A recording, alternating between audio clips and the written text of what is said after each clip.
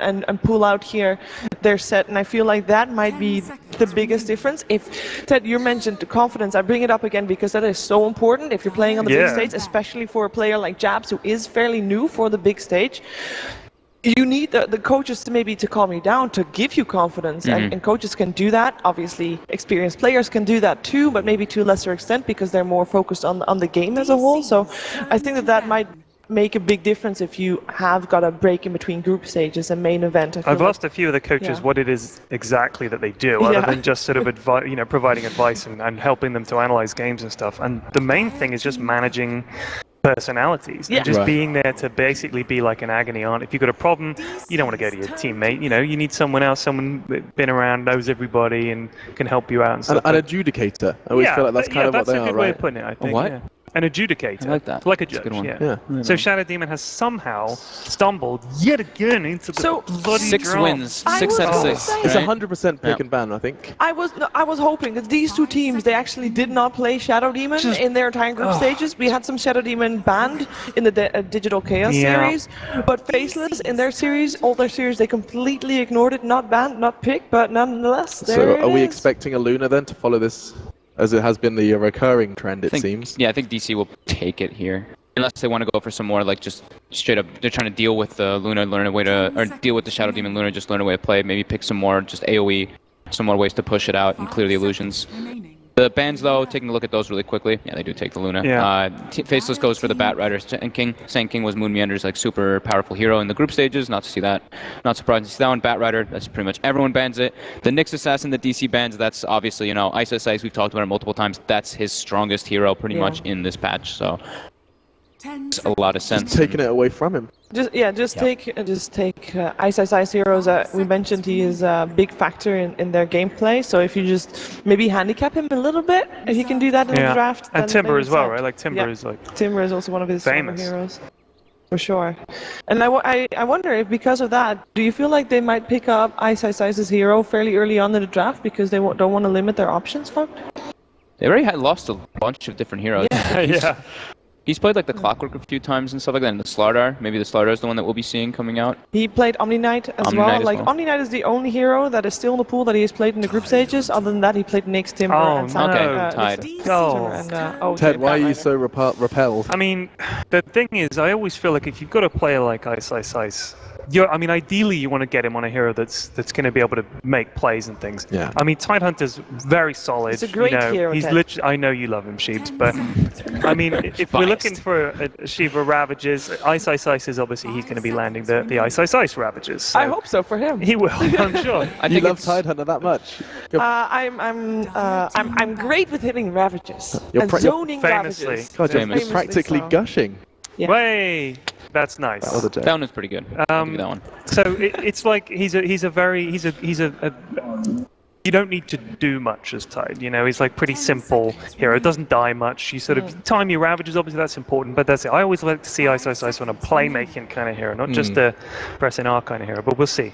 Yeah, and Tide also, his cooldown is very long, so he can't fight all the time. He has to actually hold back for a while. So it means that Ice isn't going to be their big playmaker this time, though. Yeah. That's a big indicator, at least for what Faceless is trying to do. They want to be going for some more team fight, heavy, just ball up and go for a push, or ball up and just go for a different type of timing. Well, DC, obviously, they have the Luna, they have the Rubik, two very, set-in-stone heroes that we've been seeing pretty much every single game, I want to say. And Rubik overall versus Tidehunter. Tide can kind of force stuff in the lane. Of course, Luna has the Lunar Blessing aura, but if he does get the Anchor Smash on him, it reduces quite a good amount of damage. If he wants to just be a nuisance, of course, maybe they'll do like some dual lane to emphasize that. But yeah, Rubik as well versus Tide can be good, though. Obviously, you can steal Ravage, so if he's not super keen on covering that, it can be. As we saw famously when I showed you the play, Alex, the play. Remember? That turnaround. If you watch the ultra slowed down version, you can see that Tide was just a few animation frames from Anchor Smashing. It was so close. It was ridiculous, but it's hard, really hard to steal Rabbit, honestly, but it's possible. Until you get, like, if you have Blink Dagger, if you have Aghanims, obviously Aghanims increases the range, Aether Lens as well increases the range from Steel, so you have easier ways to try to do that, but that's obviously later down. That was so much fun, Ted, just going through all of the absurd plays of Dota. Yeah, I know. They're super hyped, dude. I think also maybe having the Rubik, you can steal Disruption, and that's kind of a pretty good way to try and counter the illusions, especially if you steal Disruption, you have a Luna. Yes. So it's a really like good double point. whammy. Yeah. Okay. I like it. Now, what is Faceless going to do to stop that? Because Luna, we've seen a lot of Luna already, you know kind of what to expect. Surely by now, you know, it's been a day. You got a plan for it. Right? Well, that's what you hope. Yeah, definitely. They have some. I mean, the Shadow Demon kind of, in a way, is an okay plan, obviously, to be able to get your own illusions for it. But yeah, okay, they ban out the Ursa. This is one of Weeha's more famous heroes currently. They played it even versus like lineups where it didn't even seem like the Ursa fit. But versus Tidehunter, of course, it's very strong because you don't lose your Fury Swipe stacks from his Kraken Shell, and you do lots of damage if you get a couple stacks on him. And yeah. I'd love to know your thoughts on the Medusa ban as well. Medusa's been banned out by DC. Like that one, does that make sense to you, or does that just feel? It's just a dickhead hero. Just a bit of a question mark, right? Yeah, it's just like high ground defense, turtling up, taking it late. Just you're irritating, go away. And Drow Ranger is still in the pool, so they could have gone for both. Faceless has played a lot of Drow Ranger, Medusa lineups where you got Jabs playing the Medusa and Black playing the Drow, and then they just it's very strong. It's very annoying to fight into. Let's put it that way. This is usually where DC likes to pick up their offlane, especially since Ice already showed his. Okay, as I said, they go for Invoker instead. All right, well. Someone likes that pick. I heard someone shout, "Yes!" Well, it's a Weeha Invoker, right? Yeah, it's something of legend that he is one of the best in the world. Some for of his sure. TI performances were. Yeah. It like also works with the draft in a way too, with the Luna, of course, getting that like push timing thing, heavy physical and magical damage. 5 seconds You can get some strikes off of telekinesis as well from the Rubik. Yeah. It's maybe not as solid as a disruption, but hey, you can steal disruption if you still want to do that. But if with the right amount of communication, and we're going to assume that they have that, they got that sorted out as well. So a lot of early game kill potential just by that with that pickup. It strengthens, it definitely strengthens the other lanes because like Rubik Luna can be okay versus Tide. Tide will definitely get something out of it, but maybe with a Sunstrike on top, since Lucent Beam's stun was increased, so you have like the lift into the Lucent Beam, you have easier setup for that Sunstrike, so it definitely does use that. So okay, so it does look like they're going to be going for like a timing window push with like Mech on Tidehunter, maybe going for Chen Aghanims or something like that, and just be able to push out the lanes. Chen's quite a rarity though in the draft. We haven't seen. I think we've seen 1 or 2 Chen bans, and that's been about it. Yeah, during the summit, he seemed like he came back a little bit, I feel. We had a couple of Virtus Pro Chens as well, so kind of when Virtus Pro plays it, they make everything look amazing. Is it like, Lil that plays Chen for Yes, because we saw them do that, I think, in the qualifiers as well. We watched them. I think the thing with Chen is, if you have a good Chen player, it's great. But you don't see it picked up much because I don't think that many teams really play Chen, honestly. It's like a good combo though. Of course, like Shadow Demon Chen is something we used to see a lot. The dual roaming potential for them to be able to like Invoker does not really have any type of potential to save himself early on in the game, so they do have that excellent dual roam. We also see like talking about VP, since they're probably the ones that's picked Chen the most. They like doing this approach where they force their offlane to get experience. The Chen just comes down there with the creep, bullies out the supports a bit, and forces the offlaner to get something. Do you think you maybe take Ogre here just to sit with the Invoker? He's still in the pool. It actually, Ogre fits fine. Why not? Point. It's been such a commonplace presence. Oh, they go with Undying. Okay. Gives him more team fight, more early game potential, and Miser's played it a few times here. He's been playing a little bit of a different hero pool than what we're used to seeing. This guy.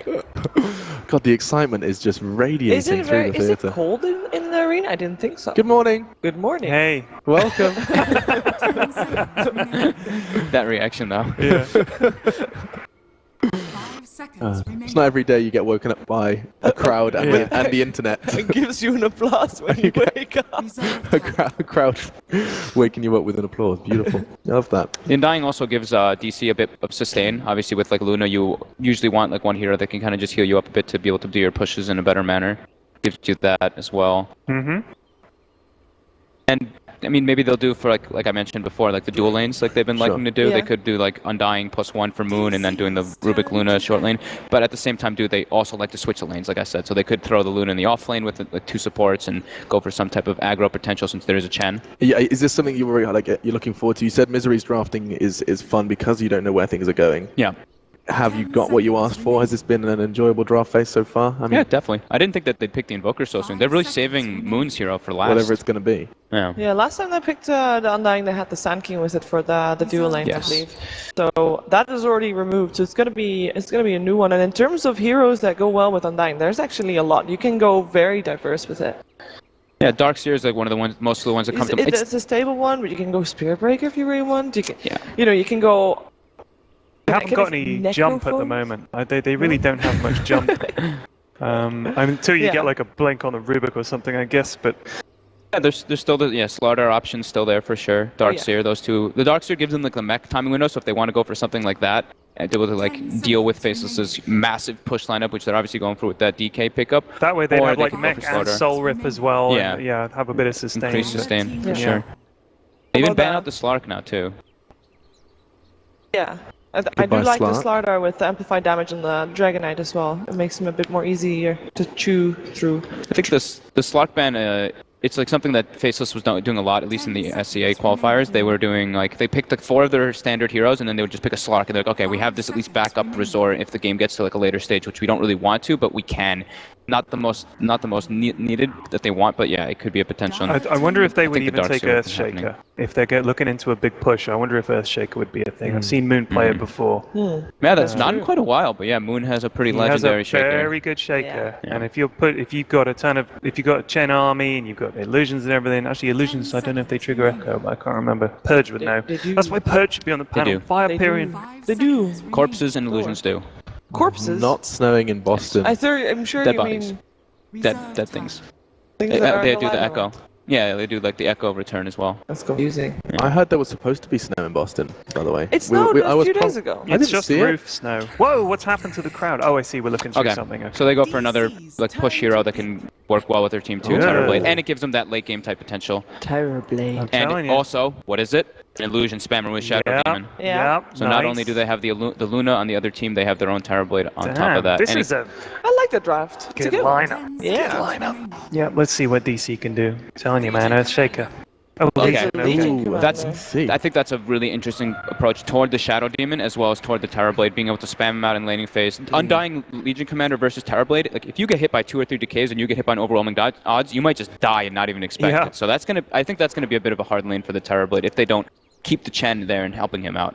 I'm excited. You like the draft then, Ted? You thinking Faceless could put up a bit of a fight? Yeah, no, Faceless' draft is good. Yeah, it's a solid, it's a pretty obvious strat, but it's hard to beat. So it's going to be a close one, but DC, come on, DC. Yeah, we're giving DC the edge, there's no doubt about it. It hasn't been easy for Faceless so far in this tournament. In fact, they've played over just over 2 hours of Dota, not picking up a single game yet. 0-2 in the group stage, and now they stand on single elimination. DC stand against them, and it is time for their first game. To guide you through the action, it's going to be the voices of Winter and LD. Enjoy. Well, Winter, not a whole lot of surprises for one man as far as that draft goes. As we get ready for our opening match of the day, DC versus Faceless.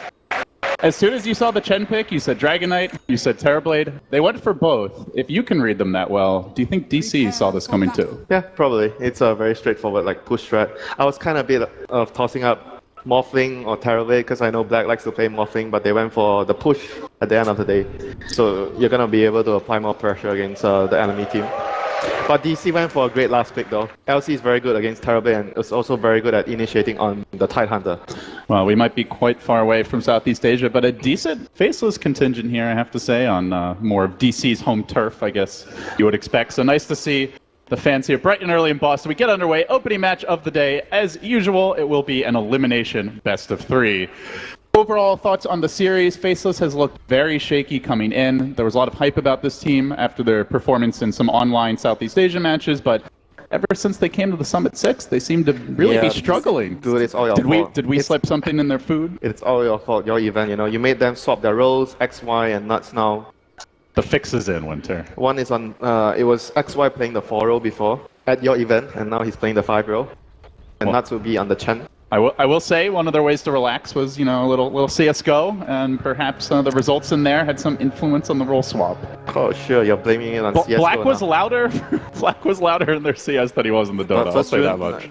DC have the Undying, so they have the control of the runes, and they're gonna snag themselves to both the runes here. Good play by DC using the Undying pick to just secure the other rune. Yeah, that early bully action. So, looking at the lanes, we are gonna see Nuts.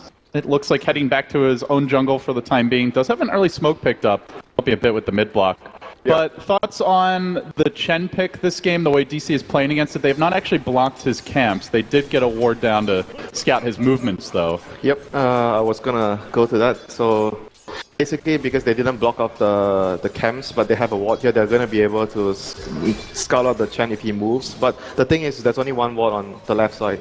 Top lane, maybe we might see action here. Misery running in from the side.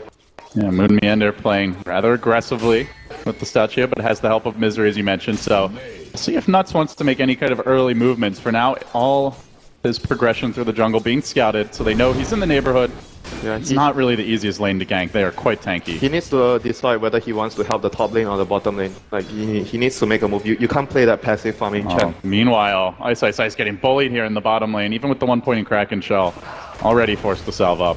Yep, and the lane is pushing for him though, so this is not that great. He needs to be able to hit level 3 for him to stay in the lane very well. And top lane, the Chen is moving in with the Shadow Demon Disruption to start.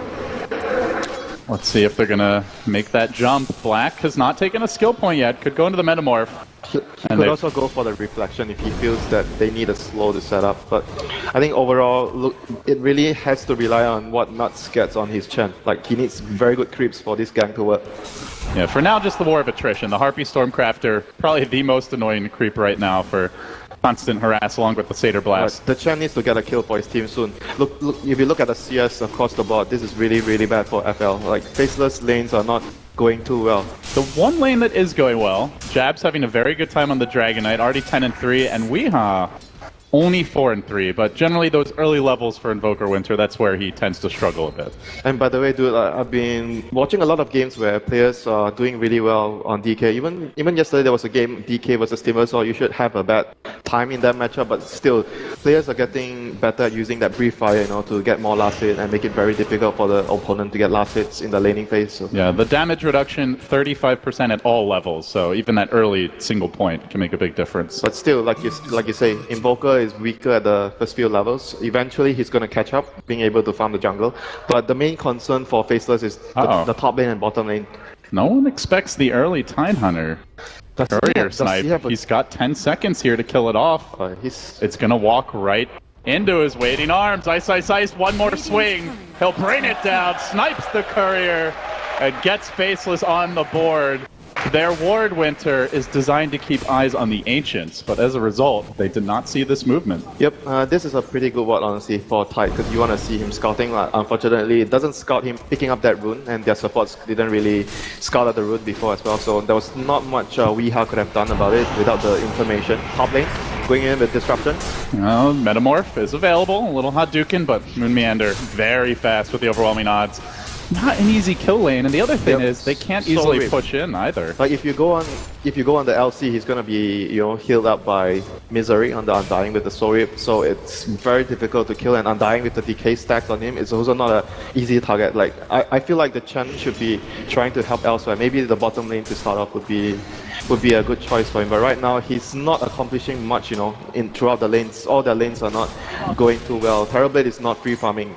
That is a huge problem for the hero. Yeah, and in the mid lane, Weehaw is catching up now as he gets the third point in Exhort. Last hitting gets easier. Aquila now complete. All of a sudden, he's hitting for about 100 a pop with every auto attack. I mean, despite the fact that Invoker has a weaker first few levels, but I think the main reason DC picked up the Invoker is to have that Sunstrike threat, Like maybe without the Sunstrike threat, Ice at the bottom lane, he's allowed to play more aggressively, run up and try to harass. But because there's Sunstrike on the field, he feels the need to be much more passive on the lane. And bear in mind, they have great setup for Sunstrike this game. The lift, the Lucent Beam just to give someone a bit of extra lockdown, and then the duel most importantly. So they have plenty of ways to find kills. And along with that, Moon Meander, he is getting his levels in the off lane. Already 4 in the duel lane. He's getting more than levels. Very, very good farm as well on 17 CS. That is a lot for an off-lane Legion. Legion. The Tide has to get an Iron Talent. Okay, he has an Iron Talent now. He has stepped up a little bit. Moon Meander a bit too far, and now the clap going to come through after the disruption. They even commit the Metamorph, but Moon Meander very tanky with the poor man shield. I don't even think they can bring him down, only to half health. He ran into all 3. And not even close to going down there. Poor man shield plus press the attack there. Misery not in the lane, but they still couldn't really kill him. That is huge problems for the Chen. 5 minutes into the game, the Chen has not accomplished anything apart from right now trying to push the tower. On the other side, you've got DC aggressively trying to push down the tier 1 bottom. Tombstone gets dropped. They don't even need the Sunstrike. DC gonna find an easy kill there. Weeha just continue to farm it up mid. Now Jabs can look to apply a little bit of counter pressure. He's chipping away at this tower. This is really, really bad for Faceless. They used their Metamorphosis. They didn't get a kill. They couldn't pressure the tower because LC is able to, have a good amount of deep push with his overwhelming odds. This is not looking good for Faceless at all in the lane. Oh, Ice is getting lifted. Just TP's back in. They do have a very high level Lucent Beam already level 3. It's about a third of Ice's health. It feels like Sunstrike could finish it off. They do maintain vision on him for now. He's not trying for the Sunstrike, but meanwhile... Not yet. You gotta think he's gonna give it a shot. They TP'd Jabs in on the Dragonite and didn't really get any kill. Ice is so worried about the Sunstrike. Oh, is it coming? He's still juking around. Finally gonna limber back while Misery. So maybe get eyes on him, go for that K kill. I was quite surprised they did not actually land the Sunstrike earlier. With the lift and the short stun from the Lucent Beam, that should give them more than enough time to land the Sunstrike. They're seeing if he's being greedy. Low, they're scanning. Then you Sunstrike. Yeah, that's a good point. They probably could have scanned right around the base and land the Sunstrike. Either way, they don't need that kill. I mean, I think that's the real point here. DC, they've shut down the early Chen Shadow Demon push, so now Faceless, I don't know if you would call it Plan B Winter, but they're not getting that early tier 1 that they normally look for. Where do they go from here? What's the next big timing that they can look forward to, or do they even have one in the near future? The next Dragonite ulti, they have to use it with a smoke gank from the supports or the Tide Ravage, but Tide Sunstrike, I hear a Sunstrike. Moomiander almost at duel. He ran right into black. He was still level 5. Now he has it, so the next time he runs in, that could be an easy kill. But still, considering everything that happened, despite not getting that kill on the Tide, DC are in great shape right now, and they will be the first ones making the move with Luna Ultimate. So, Faceless, I said, they need Faceless making a move of their own, though. Onto the top lane, they're going to find Moomiander. Disruption comes through. Black does have access to Sunder. Not going to need to use it. The chain stun from the Centaurs comes out. Actually will Sunder in the end, but kill secured. Faceless, grab an important one. Jabs might be caught out here. Resolution does have that nighttime vision, but he's moving to join his team at top lane to secure the tower. And in doing so, he will dodge the gank Saxo was looking for. But still, if DC can actually get a trade-off here, 1-for-1 tower, that will be super good for them, like very ideal. There is a glyph available for both teams. They're sending Saxo up top to slow the push with his Fate Bolt, and the rest of the team is allocated mid to secure the tower. They have 2 heroes here to de-push. The LC plus the Rubik, and XY is looking for initiation to stop them from trying to drag the creep wave away.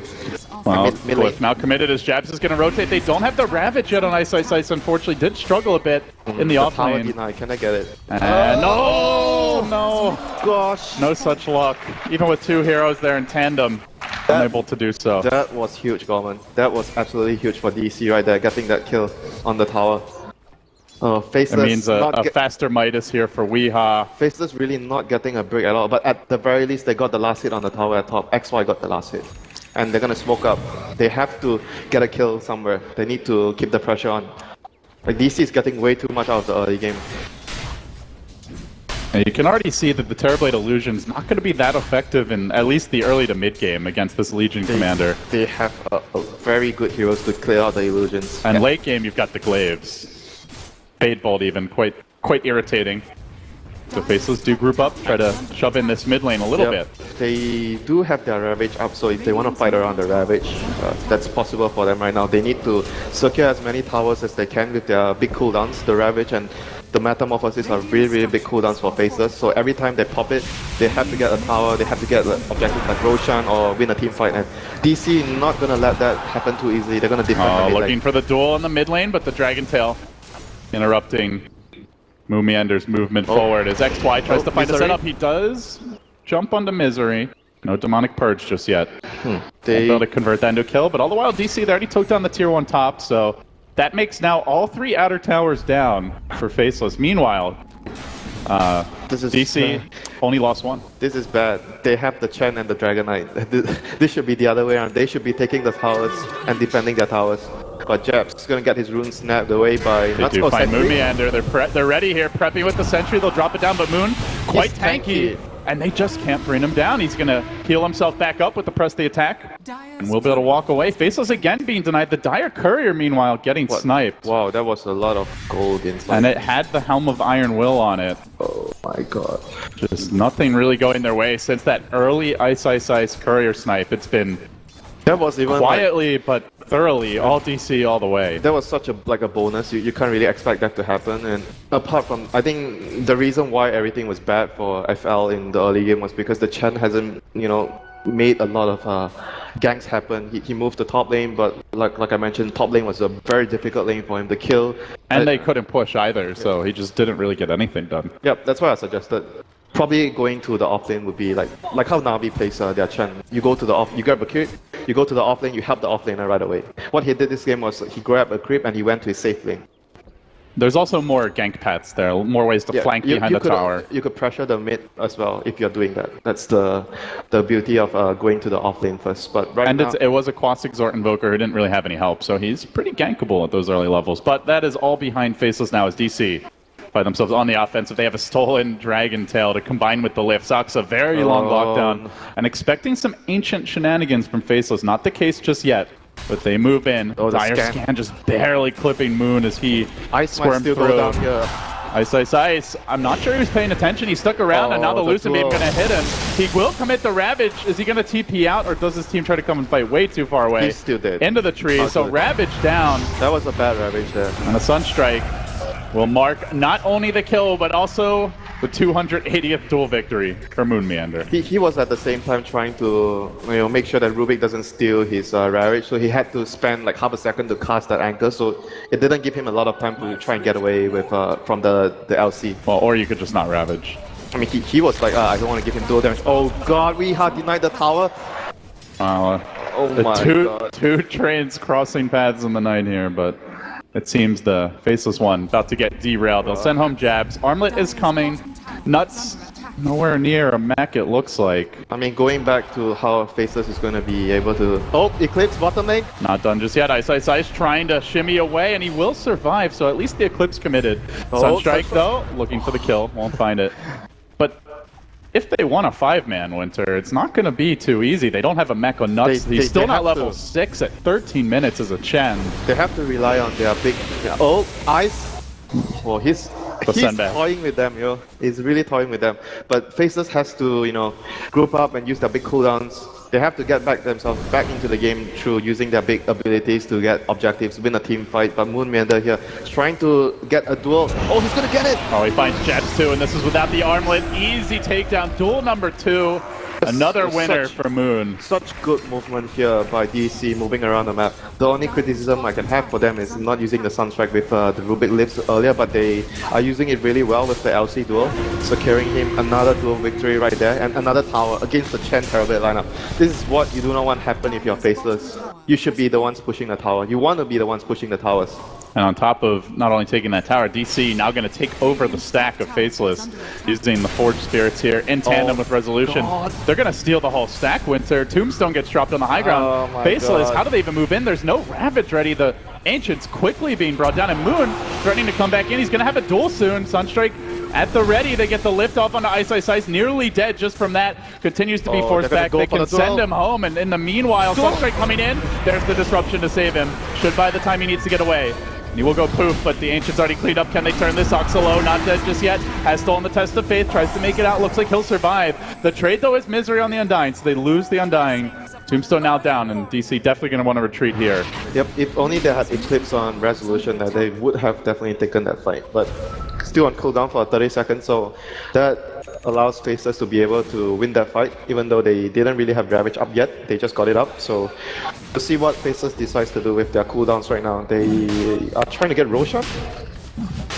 Yeah, Eclipse down for a little bit longer, I suppose, and Undying just respawning. They have a TD on Jabs. And with the armlet, this is a lot of bonus damage for him, hitting nearly 300. per auto attack. Black committing to the Metamorph here. They're going to go for the Roche. Looks like so far, that's kind of a contest from DC. They're just pushing out the other lanes, but already BOT's up on Weeha. You've got Resolution farming very well. Look at what Darrow's doing. His team is doing Roshan. He's all by himself in the bottom lane. Well, is he though?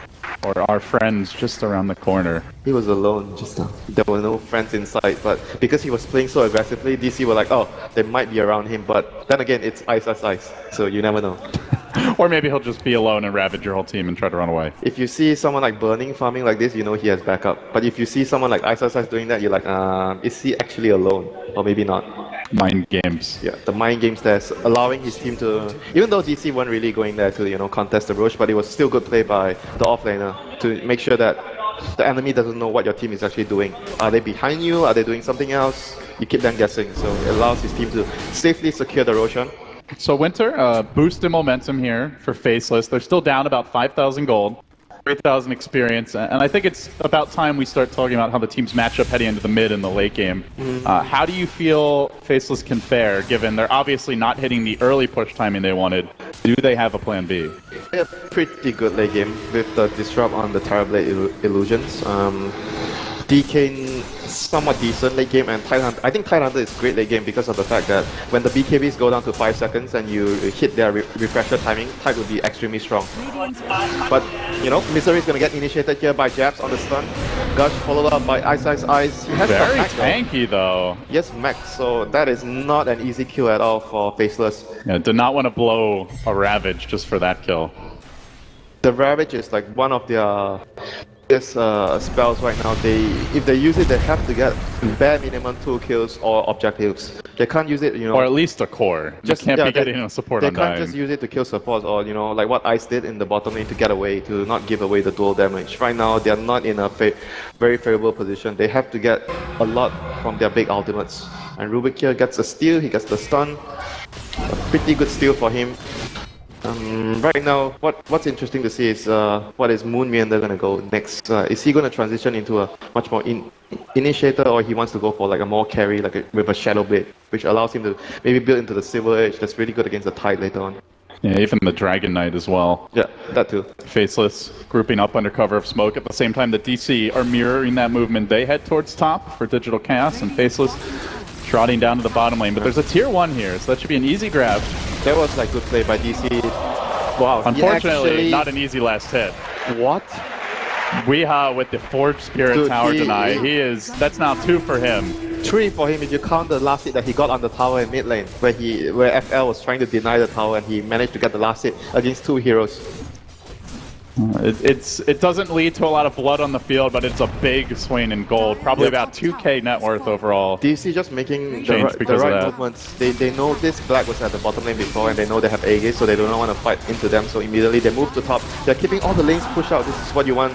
This is what you want when you're not gonna fight the enemy. You keep the lanes pushed up and Resolution pressing the top tier 3 tower, forcing the glyph out of Faceless. Simultaneously, Faceless do take down the tier 2, so they match what DC already did, and finally they'll get the last hit uncontested. Finally. A little gold for them. Getting last hit on towers, yeah? They do have Blink Ravage now. Maybe they could find a setup here. This could be huge for Ice. It is only a level 1 Ravage. Gotta be careful. Did they have about the Rubik? Ice before? So do they know about the Blink? I don't think so. Yeah, they probably don't. This could be big for Faceless. But look at the positioning of Misery. This is A, the worst hero to jump on, and B, and look at he's unlikely to even get caught. Breaks the smoke, Luna backs away. Pushing the lane as well, so it makes it very difficult for Faceless to make a move. They need to get their lanes pushed out. When you want a 5-man, the most important thing for you is to make sure you get all the lanes pushed out, then you're able to 5-man. But if the lanes are not pushed out, then it becomes very obvious when you're trying to make a smoke play, make a rotation. It becomes very easy to guess for the opponents. So Faceless going to have to slow things down here for the moment. They are closing in, finally. Nuts getting nearer and nearer, that Chen Aghanim Scepter simultaneously. We do see Black up to 2,300 gold, so it could be the completed Manta for him. Oh, so they actually totally forgo the mech. No one actually built a mech on the Faceless side. Perhaps Ice could go back for it, but at that point, is it even worth it? Not sure if he still wants to go for it, or he's going to opt for something like a 4-star, more mobility items. You want to have mobility items against like the Rubik Leaf, since you are going to be able to remove the Leaf duration if you get a 4-star on your teammate. You can see the overall tenor of the game here with all the tower denies and last hits, the constant farming for the Weevoker, who, by the way, has carried more than his fair share of games as a single core Invoker going into the late game. And in this case, has a Luna and a Legion to back him up. DC do continue to pull a bit farther ahead. They're even going to start to pressure the mid lane, grouping up the whole squad, rotating into position now. And they're going to let Resolution be the man in front. Already not only Manta complete, but an Ogre Club to go along with it. Out farming the enemy Terrorblade for now. They're just starting to push once the Aegis is gone. So DC feeling they are much stronger than their opponents right now. But still, if you look at their heroes, they are pretty close to their Aghanims on Invoker, though. They might want to consider having it. Who's going to get the good initiation, though? Moon has a Blink, but at the same time, there's the disruption with Aether Lens on XY and Ice with his own Blink. You don't really want to make a first move on Legion unless you get the Tide. They could go for it. Jax leaping in over the top, tries to find Resolution. Ravage! Then the Ravage comes through, but Saksa with the steal, looking for the counterplay. He finds them all! Beautiful turn by Saksa, and then the follow-up by Slow. The Tombstone doing its work. Misery forcing them back. Faceless, though, surviving through it. Black laning with the damage. The Terrorblade gets to work. It's a triple for him. It's likely to be a quad. Misery with the TP out. He won't make it. Faceless slamming the door and winning through a stolen 4 or maybe even 5-man Ravage. My god, thought Saksa had won them the fight for sure there. But Terrorblade at the end of the day is still a hero that, you know, outputs so much of damage. Looking at the replay here, they get the jump onto Resolution, but immediately LC cancels the initiation. Rubik steals the Ravage right here. And it was mid-anchor smash cast too. He literally hit all 5 with that. And they still lose the fight. They couldn't kill the Terrorblade, and Luna did not get his Eclipse off because he just got destroyed right away by the Terrorblade. What a massive fight for Faceless. Yep. Just when you start to count them out. Very good jump there by Faceless. They coordinated it really well. They initiated with the DK, he stuns a target, forces the LC to come in to save the Luna, and Tide got a fantastic Ravage despite still getting stolen by the Rubik, but still it was a great first move there by Faceless. Very well done. All of a sudden, Ice. Some nice gold in the bank for him. He's going Refresher right away, I think. It's going to be like very important, like I mentioned. If the game goes late, the Tide has to get to the point where he has the Refresher.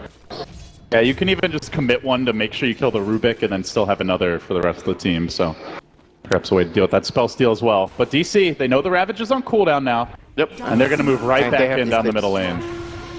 They feel like they have the power play here.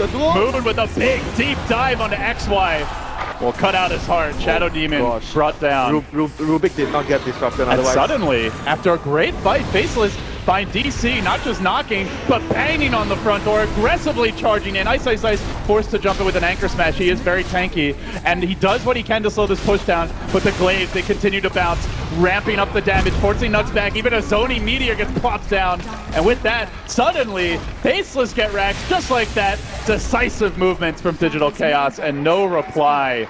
Faceless, minus their Shadow Demon, and more importantly, Winter, minus their Ravage, have no response. That was such a world-class play there by DC, that decision-making, understanding they had like 20 seconds to 30 seconds to actually get the racks when Tide plus Metamorphosis was still on cooldown, so just very, very good decision-making by DC that allowed them to secure that racks. And not having the Shadow Demon actually quite a big deal. They can't disrupt the Luna to slow the push down, they don't get those extra illusions to stall. That's very important, like the game that we saw yesterday on the who was it on the SD kept getting disrupt on the Luna, and it actually meant so much in the team fights.